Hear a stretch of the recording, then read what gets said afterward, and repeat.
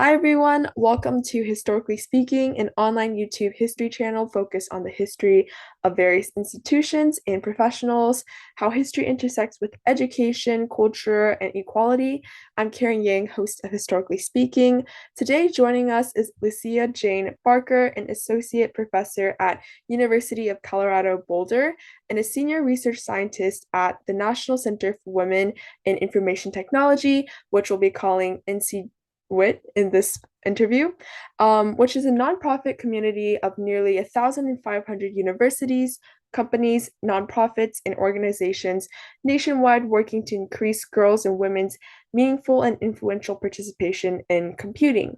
And it does a really great job of equipping leaders with resources and tools for taking action in recruiting, retaining, and advancing women in STEM and various coding careers as well. Um, Lucia, thank you so much for joining us today. Is there anything else you'd like to add to your bio or anything else in general?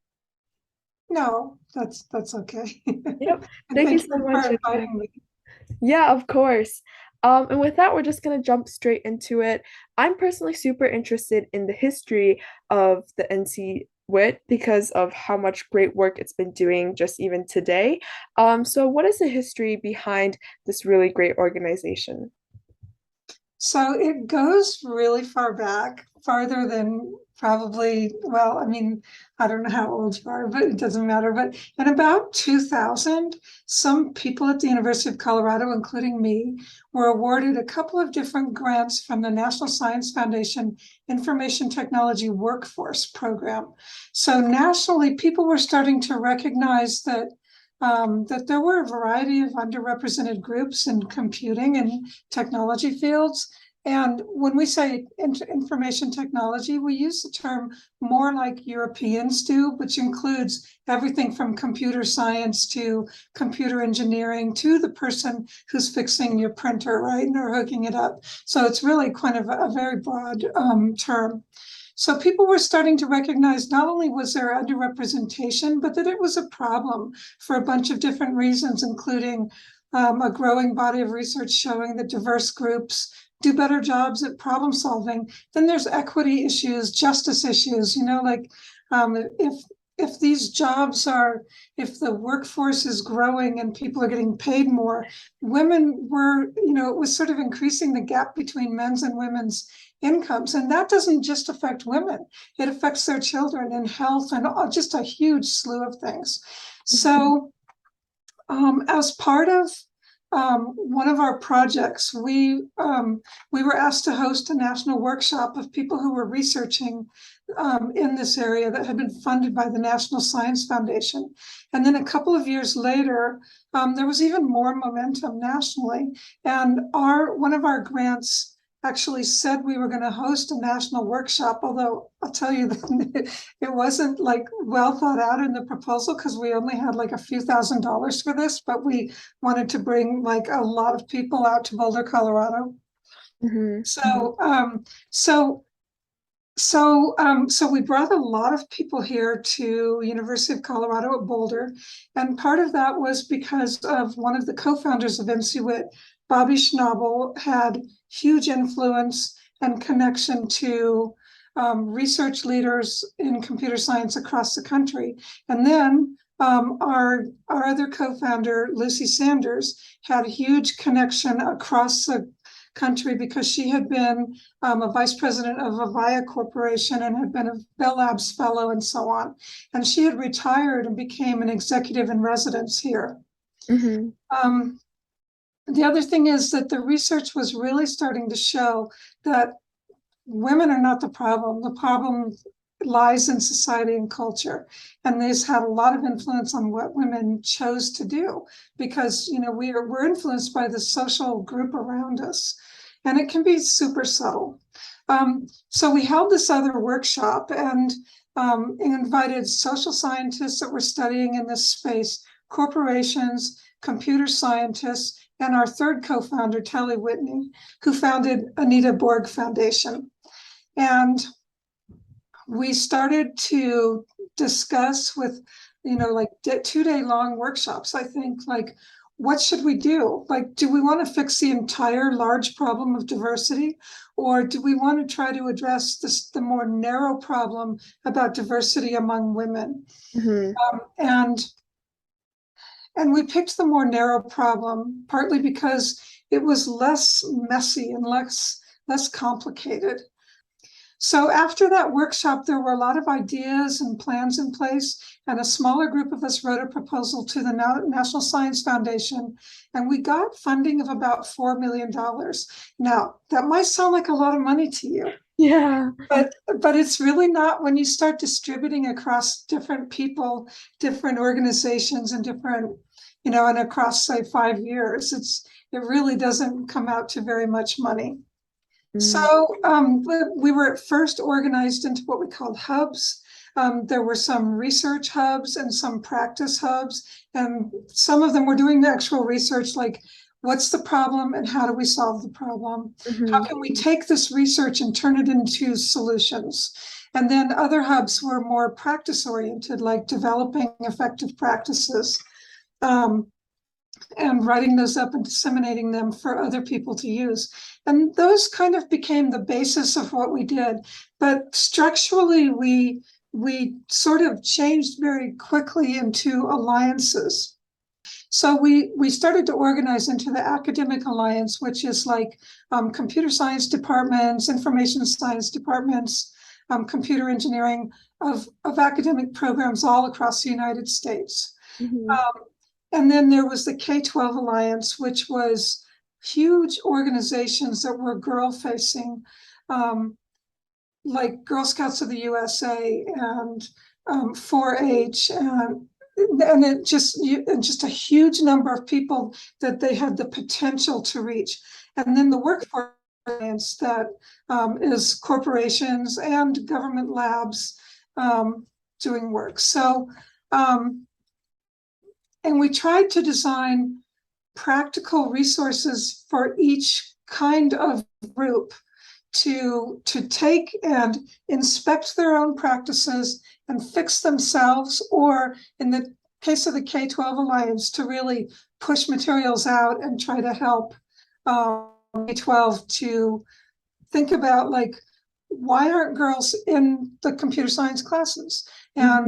and what can we do about it? Mm-hmm. And so I guess I'm gonna kind of start, because we kept having more and more programs and members. I mean, we started out with about 35 academic members, and now I think you may have mentioned. Like 1,500. Well, that's the total, but with academic members, we have about 650. So it's just grown, and with the growth has come more ideas, more experiences, more funding, different approaches. Mm-hmm. I'll stop and let you ask questions. No, I think that was really great. I really enjoyed how you talked about how, at different organizations or different levels, K-12 and academic um alliances will look kind of different, and how, they can recruit people or how they can get this material out will look pretty different with different organizations and within different levels, I guess. And I think that it's super interesting that you talked about how the idea of women not necessarily being able to pursue these careers wasn't because of their own, inability to, but rather because, society was much telling them like, hey, like you don't really necessarily belong in, Silicon Valley or in any of these new places. And I think that I really enjoyed how you talked about, society and culture's effect on that, because a lot of times, at least in my generation, a lot of the students I see around me are like, oh, STEM and, computing is so separate from culture or from history or from, that kind of humanities realm. But you can see that definitely that these two things kind of intermingle and affect one another really, really drastically as well. Yeah. Well, it's kind of interesting because you talk about, people thinking that STEM is not, nothing to do with cultural history. But of course, there is a history of science with a long tradition of scholarship, right? And then, so we can look back, and you probably are familiar with some of the contributions that women have made to different technical, sorry, I'm screwing around with my screen, No worries. different contributions to modern technology, such as Grace Hopper writing the first compiler, or Ada Lovelace writing the first computer program, or or and so on. And but what happens in history is, sadly, women are also often sort of disappeared from history. So if we talk about the first compiler, we may not talk about the fact just or even mention the name of the person who created it, Hmm. right? Yeah, 100%. And I think that there's an actress who like did a lot of great work with computers, but I can't her name's just kind of slipping my mind right now. Um but she was Hedy Lamarr or something like that. Like she did a lot of really great work, and growing up I always learned about how she was, this great beauty icon or this great actress, but the side of her work with, computing was kind of conveniently left behind or something like that. And I think that definitely, as you said, the history of, computers and computing also has a lot to do with, how we think about women and how we've either neglected to really amplify these people or just chosen to ignore them completely. Yeah. Um, Yeah. I Well, guess, I mean, yeah, we're go often ahead, go ahead. valued for appearance. I mean, if you just look at politics, then somebody might comment on how what our vice president is wearing, and probably not going to comment on what our president is wearing. So I'm Mhm. referring to Kamala Harris and Joe Biden. Yeah, I agree. I think there are so many different, double standards, call them double standards or just call them how we've always perceived women, and, just like the different way that we view, women from men and how that has played out in people's careers. Like it's totally just crazy how, definitely this whole kind of bias has really permeated both science and culture as well. Yeah. Yeah. A question I would have now is, we kind of talked about this earlier on with the history of the NC WIT, but what are some of the barriers that women in technology have historically faced? Yeah, so I mean, I think that we did talk about this a little bit, that women often ignores women, I mean, society often ignores women's potential and perceives women to be unsuited to computational work. And these biases shape policies that are sort of tacit and explicit policies about how people are to be treated, whether to take someone seriously or not. And all women share this challenge. Um, and changing these cultural beliefs is NCWIT's big challenge, right? Um, we try to build capacity for organizations to self-inspect, to look at their policies, their practice, the cultures, and the other social structures that limit women's participation in computing, at all different intersections of identities, because Hmm. it's not the same for every woman. For women who are identify as Asian or as white, or women who see themselves as lesbians, or all of the different categories, persons with disabilities, and we see the organizations as deficient. I think what you said is super, super true. I think like definitely we think of, women even just in a super broad category. We assume that, oh, everyone, just because we're all women will face, the same scrutiny or the same degree of scrutiny. But as you said, even with even more nuanced backgrounds and nuanced understandings of ourselves, we definitely can see that we've also have it's like a super broad spectrum as well, and it isn't necessarily just one experience or one solution that will fit that kind of experience as well. Yeah. When I talk about policies, I don't mean just like the written policies of an organization, because today we have a lot of policies like Title IX, and there's policies that control, or at least try to control, what corporations can do legally, about how different kinds of people are treated. But there's really tacit policies, like when somebody offers an idea or wants to be part of a project team or maybe take leadership on a team, you might choose the person that you think as being more likely to be a leader. There's a lot of research on people who are tall, right? They're more likely to be leaders. Actually, I've been thinking like sometimes when you travel, think about how tall are people in first class compared to the people in the back part of the plane, Mm-hmm. right? More So, like yeah, so there's something that doesn't mean they're better leaders. Well, it's not just because of more leg room, because then just because you're tall doesn't mean you have more money. But it's something about people's perception of you as your ability to lead, and you're more likely to be well perceived if you're taller. I mean, so there's all kinds of things, and you don't do it on purpose, and that's the problem with us. We're humans. We don't necessarily intend to make these choices, but it's like a tacit policy where once things get into your brain, it's hard to get it out. Just like reading and writing, like once you know the alphabet, you're never going to not recognize the letter A as the letter A. Yeah, like that bias is definitely kind of, even though we don't necessarily are able to be like, oh, this is where I got this bias from, or this is where I picked it up. Maybe, like it's just sometimes we just absorb it from whether it be social media, the news, or even just our personal experiences.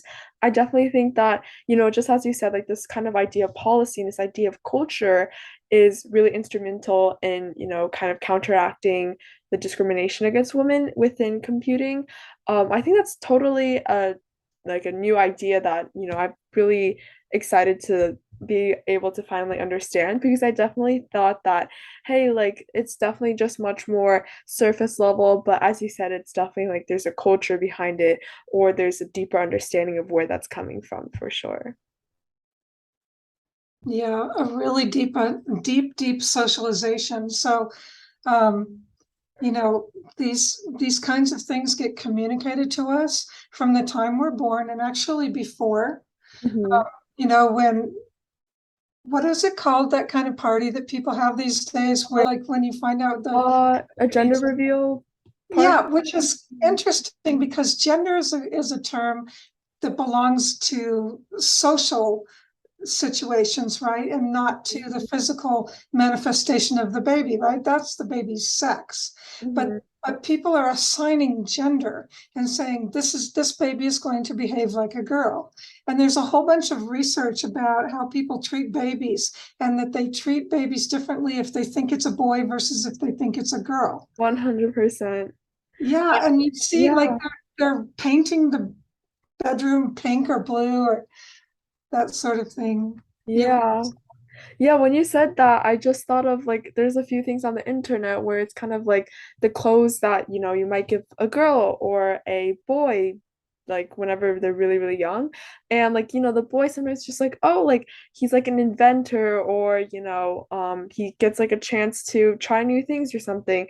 But sometimes the clothes instead for the girl might be, oh yeah, she's just, a drama queen or just like definitely the characterizations of how we perceive one another starts, as you said, very, very young and can really affect, our experiences within career and within just education and growing up as well, for sure. we and how do we learn this? It's not just like this vague social like culture, but it's in people's talk and their behavior and how they like their nonverbal, like how they speak to each other. Here's an example. Like if I told you that a nurse was going to come into your hospital room, I I might tell you that it's a male nurse. And what does that tell you? Instantly, it tells you that we expect a nurse to be a woman, Women. to be Yeah, female, and we have to mark the nurse as a male if it's non-standard, right? And so we don't have to make that, we don't have to articulate that, but hmm a little child will understand that very young. They hmm learn these patterns so young. hmm Yeah, I agree. I think that now that you mention it, a lot of the just like the ideas we have in terms of, career as well. We think of a lot of, at least in pop culture, a lot of the movies being made or have being made, center around a lot of what the male experience is like within computing. I'm thinking of like The Social Network and other like kind of similar films. Like, there's definitely so many people behind the scenes working who, don't get that voice kind of amplified. And it's definitely so just like painful as well to see that kind of slip away and one voice prioritized over another for sure. Yeah. Yeah. I kind of want to wrap up with one last question. I know I actually learned of the NC WIT very much through all of its great programming for like high school students and high school girls, with also the kind of like awards and the funds and the scholarships. So I think I'm just wondering, how can young people such as myself and those girls as well kind of spread the NC WIT's message and engage in this kind of programming? So So I want to clarify one thing really, like you're talking about the Institute's Aspirations in Computing program. Yeah, It yeah. has several parts, so I just wanted to name it. So if anybody wants to go look it up, they can. I think that to me, the most important thing is that in order for people to take change leadership, it's Mhm. really critical to understand the cause of the problem. So the conversation that we've been having about like how do women and men's choices get made, and they're shaped by these really subtle social factors that we experience from the time that we're born, and we can't change those social factors necessarily. Although Mhm. I do think that a lot of parents try to do things like they name their daughters with like non-gendered, non-traditionally gendered names or something. Mhm. I'm not sure how much change that makes, but um, anyway, so understanding that it's society that shapes individuals' choices, that we're Mhm. individual actors in a as part of a group. So if you think about things like the fact that boys are more likely to be steered toward technical jobs than girls. So Mhm. so we need to correct that. You know, Mhm. maybe if like let's say that you're reaching out to high school girls. Mhm. Um, we can help high school girls to communicate with their teachers about these issues and Mhm. inform their teachers because the teachers are going to touch hundreds of kids for years to come. Yes. So whereas that one high school girl can talk to maybe 10 other high school girls Mhm. before she runs out of people to talk to, teachers can build it into everything that they do, right? Mhm. um, Boys are more likely to be encouraged for their math skills. And they also want to live up to the stereotype that boys are supposed to be technical. So Mhm. we have to, understanding the cultural forces that shape the choices that people make. And Mhm. think about motivation. So that I'm just going to talk about this and then I'll stop and let you continue. No worries, no worries. But there's a dominant theory of motivation which has a lot of support in empirical research that's called expectancy value theory. And there's a lot of parts to it, but the main point is that people are motivated to do something when they think that that thing has value and Mhm. think that they're going to be successful at it. Mm. So you take this, like your average girl who maybe has been influenced to believe that she will be perceived as special to the degree to which she looks good or something like that. And then Mhm. somebody's asking, like, you go out to a school and say, well, you should learn how to code. You can, do some computer science. You really like it. Well, how's that going to fit into her existing belief system? Yeah. To be shown what value it can bring her and other girls and society. Um, and she needs to be shown that she can be successful at it. Mhm. You have to talk to her with a growth mindset. Yeah, you've never done this before, but that doesn't mean you can't do it. I mean, when you were 5 years old, you couldn't read, but you can read now because you've been practicing for 16 years or something. So anyway, thinking about making sure that it appears to be valuable and that you make sure they know that they can be successful if they work at it. Yes, I agree. I think that, yeah, that point of just, I really like that theory actually. That's a really like, that's so true. And I think I see it a lot actually nearby with even my own personal interactions of, hey, like, I think I'm, meant for humanities. Maybe that doesn't mean I'll take on this extra chemistry class or something like that. But I think that once you kind of see that, oh, chemistry might, provide me with more skills and make me understand this certain aspect of the world better, and like since that'll also make me look good or something like that, I think that is like a really really really relevant message to a lot of people my age, and as we're just getting started with our careers, something to consider as well, and consider maybe sometimes tuning out that kind of idea, but also focusing on what makes us feel good and what we're really interested in as well. Yeah. Yeah. And yeah, also just connecting to the most critical things that those girls care about. I mean, Yeah. all of us should be concerned about climate change right now. So how can computation help us to solve those problems? And how can women be part of that So, solution yeah. or leadership in those solutions? For sure. I think a lot of the pressing issues, whether it be, racial equality or gender equality or any LGBTQ issues, as well as, climate change being super, super prominent, a lot of these things are kind of interconnected with, history and with computing and within all of this data. And I definitely agree that, a woman definitely has a position within this whole kind of grand scheme of things. And we just need to make sure that we find that and tap really into that as well. Yeah. As we kind of wrap up, is there anything else you'd like to add or anything else that you feel like we should give a special shout out to within the NC Wit? Yeah. So we've put together so many resources to help people to communicate.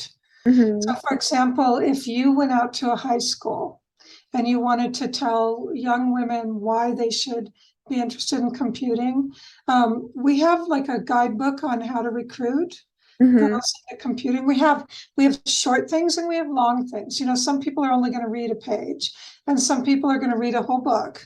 And so we have a lot of different resources, not just for like facing girls into high school, but for the college level. Like, how do we get people to teach differently, or what Mm-hmm. kind of teaching helps to retain women in the classroom? Mm-hmm. And by the way, it's not any different from teaching men, it's just good teaching. And also then at the corporate level, like, what should your job ads say to keep people from thinking that that you're really just looking for men? And how do you shape your corporate structures, the policies and practices internally, so that women are um, move into leadership positions in the same way as men? We have Mm-hmm. we have resources for every level. So go to our website and search for it. Yeah, for sure. And I'll try to link some of those guides into the description box as well. But yeah, um, I think that'll be it for today. Thank you so much for having this really great conversation with me and, really inspiring me with a bunch of new ideas as well. And thanks to everyone who's at home watching this as well. Stay safe, and I'll see you in the next interview.